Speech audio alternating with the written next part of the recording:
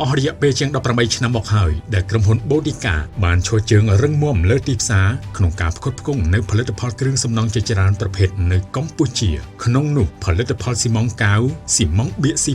និងម្សៅបៀករបស់ក្រុមហ៊ុន Botica គឺជាផលិតផលក្នុងស្រុកឈានមុខគេមួយដែលត្រូវបានផលិតឡើងដោយម៉ាស៊ីនទំនើបស្វ័យប្រវត្តិដែលធានាបានទាំងផ្នែកគុណភាពបរិមាណដើម្បីផ្គត់ផ្គង់ទាន់តម្រូវការទីផ្សារ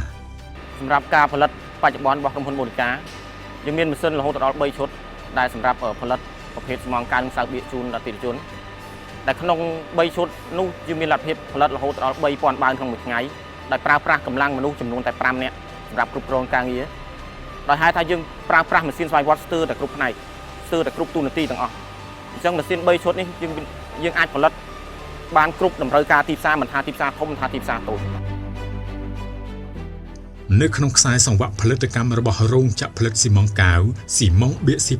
និងម្សៅបៀករបស់ក្រុមហ៊ុន Botica មានបែងចែកជា3ផ្នែករួមមានម៉ាស៊ីនសម្រាប់ផលិតស៊ីម៉ងកាវម៉ាស៊ីនសម្រាប់ផលិតស៊ីម៉ងបៀក C+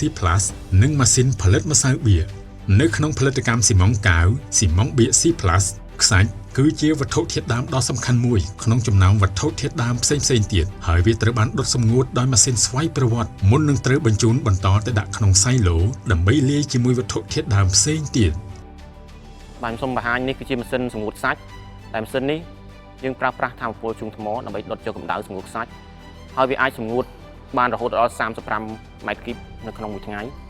ដែលជាដំបូងគឺវានាំខ្សាច់សើមចូលក្នុងធុងសម្ងួតបន្ទាប់មកទៀតយើងប្រើកម្ដៅរហូតដល់80អង្សាដើម្បីឲ្យខ្សាច់ស្ងួតល្អហើយក៏បានបញ្ជូនបន្តទៅដល់ម៉ាស៊ីនរែងនឹងធ្វើការរែងបែងចែកជាប្រភេទខ្សាច់ទៅតាមប្រភេទខ្សាច់លេខ1លេខ2លេខ3ហើយនឹងបញ្ជូនបន្តទៅចូលក្នុងខ្សែឡូហើយប្រភេទខ្សាច់លេខ1យើងប្រើប្រាស់សម្រាប់ផលិតប្រភេទ C+ Cement Plaster លេខ2លេខ3យើងប្រើប្រាស់សម្រាប់ផលិតជាស៊ីម៉ងកាវដែលមានឈ្មោះថា Nataម៉ាស៊ីននីមួយៗមានស្តុកសៃឡូធំចំនួន2ហើយការលាយវត្ថុធាតុដើមទាំងអស់ត្រូវបានធ្វើឡើងតាមប្រព័ន្ធកុំព្យូទ័រច្បាស់លាស់ស្របតាមបទដ្ឋានស្តង់ដារគុណភាពខ្ពស់មុននឹងច្រកវេចខ្ចប់ជាផលិតផលសម្រេចនិងចែកចាយលក់ទៅលើទីផ្សារតែបច្ចុប្បន្នយើងមានជាប្រភេទសៃឡូទាំងកាល់ស្យូមទាំងស៊ីម៉ងយើងត្រូវការបាញ់បញ្ចូលដើម្បីស្តុកនៅក្នុងសៃឡូពេលស្តុកសៃឡូហើយបាននេះនឹងការថ្លឹងការលាយគឺយើងគ្រប់គ្រងដោយប្រព័ន្ធកុំព្យូទ័រដែលរាប់ចាប់ពីការថ្លឹងតាំងពីការលាយរហូតសម្រាប់បានទៅជាផលិតផលមួយចូលកន្លែងវេចខ្ចប់ជាមួយនឹងការផលិតដោយម៉ាស៊ីនស្វ័យប្រវត្តិដែលមានកំណត់ស្តង់ដារបច្ចេកទេសត្រឹមត្រូវបានធ្វើឲ្យផលិតផលរបស់ក្រុមហ៊ុន Botica ទទួលបានការទទួលស្គាល់យ៉ាងទូលំទូលាយពីសំណាក់អ្នកប្រើប្រាស់នៅក្នុងការងារសាងសង់សំណង់អគារតូចធំជាច្រើននៅទូទាំងប្រទេស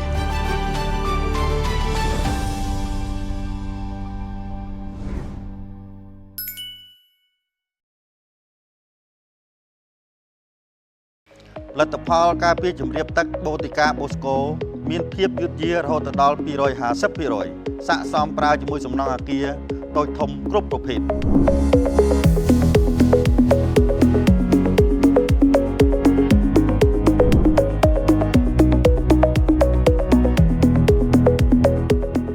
ខ្ញុំសូមបង្ហាញពីរបៀបប្រើប្រាស់ផលិតផល Botica Bosco អញ្ចឹងមុននឹងយើងប្រើប្រាស់បានទី1យើងត្រូវសម្អាតផ្ទៃឲ្យបានស្អាតទី2យើងត្រូវជួសជុលកន្លែងប្រេះស្រាំនិងប្រហោងដោយប្រើបាយអមិនរមៀត Botica ក្រោតទី3កន្លែងកែងជ្រុងរវាងជញ្ជាំងនិងបាតផ្ទៃជាទីកន្លែងប្រជុំនៃទឹកបុកមកខ្លាំងត្រូវបំពេញជារាងស្ទើរជែកដោយប្រើសំងកាវ Nataបាទតើតើនឹងការលាយជាដំបូងយើងត្រូវចាក់ទឹកកាវចូលមុនបន្ទាប់មកយើងចាក់ម្សៅចូលម្សៅ1គីឡូក្រាមទឹកកាវ 0.75 គីឡូក្រាមសម្រាប់ផ្ទៃ1ម៉ែត្រការ៉េកូរឲ្យសព្វរយៈពេលពី3នាទីទៅ5នាទីយល់ល្អគឺយើងយកម៉ូទ័រកូរប្រើបានវាសព្វល្បាយចូលជាមួយគ្នាបានល្អត្រូវផ្សើមទឹកលើផ្ទៃមុននឹងលាប លាបបូតិកាបូស្កូដោយប្រើជក់ឬរឡូពីទឹកខ្វែងគ្នាទឹកទី1ទុកឲ្យស្ងួតរយៈពេល2ម៉ោងមុននឹងលាបទឹកទី2ទុកឲ្យស្ងួតរយៈពេល24ម៉ោងមុននឹងដើរឆ្លងកាត់និងដាក់ទឹកសាកល្បងតើតើនឹងគុណសម្បត្តិប្រើប្រាស់របស់ផលិតផលបូតិកាបូស្កូទី1គឺគ្មានជាតិពុលទី2ចាក់សាបនិងរៀបការ៉ូពីលើជាប់បានល្អទី3បិទបែនទៅតាមចលនានៃគ្រោងអគារបានយ៉ាងល្អដោយមិនប្រេះទី4ស្វិតហើយស្អិតជាប់ល្អទៅនឹងផ្ទៃទី5ពង្រីកភាពយឺតបានរហូតដល់250%សម្រាប់កន្លែងប្រើប្រាស់មានដូចជាដំបូលបេតុងបន្ទប់ទឹកអាងហែលទឹកអាងទឹកសញ្ញាផ្ទះនិងផើងផ្កាជាពិសេសកន្លែងដែលជ្រាបទឹកបច្ចុប្បន្នផលិតផលបូតិកាបូស្កូត្រូវបានទទួលស្គាល់ពេញនិយមប្រើប្រាស់គ្រប់ទីកន្លែងដូចជាតំបន់អភិវឌ្ឍជួយចង្វាសហភាពសហព័ន្ធយុវជនកម្ពុជាសសយកមន្ទីរពេទ្យបុរីខុនដូសំណង់អគារតូចធំជាដើម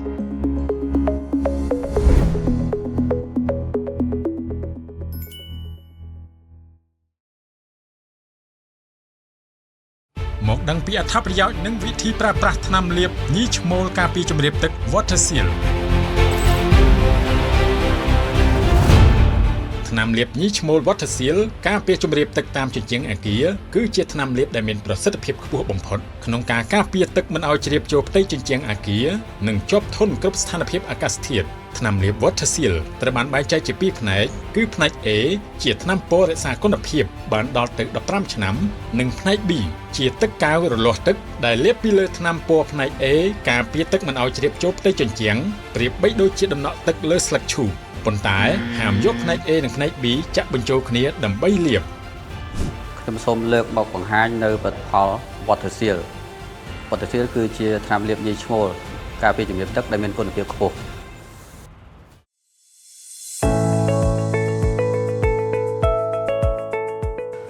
មុននឹងឈានចូលដល់ការលាបថ្នាំ Waterseal យើងត្រូវត្រួតពិនិត្យផ្ទៃ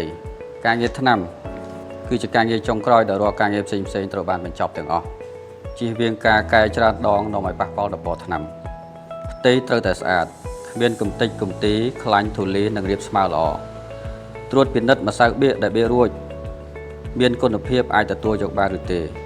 ជាធម្មតាការជ្រើសរើសម្សៅបៀកមិនល្អនិងបៀកមិនបានត្រឹមត្រូវតាមបច្ចេកទេសនាំឲ្យមានបញ្ហាដល់ថ្នាំលាបដូច្នេះតាមបច្ចេកទេសយើងត្រូវបៀក3ទឹកដោយសីបង្ហាប់ផ្ទៃរួចលាបថ្នាំទ្រនាប់មួយទឹកទើបអាចលាបថ្នាំពណ៌បាន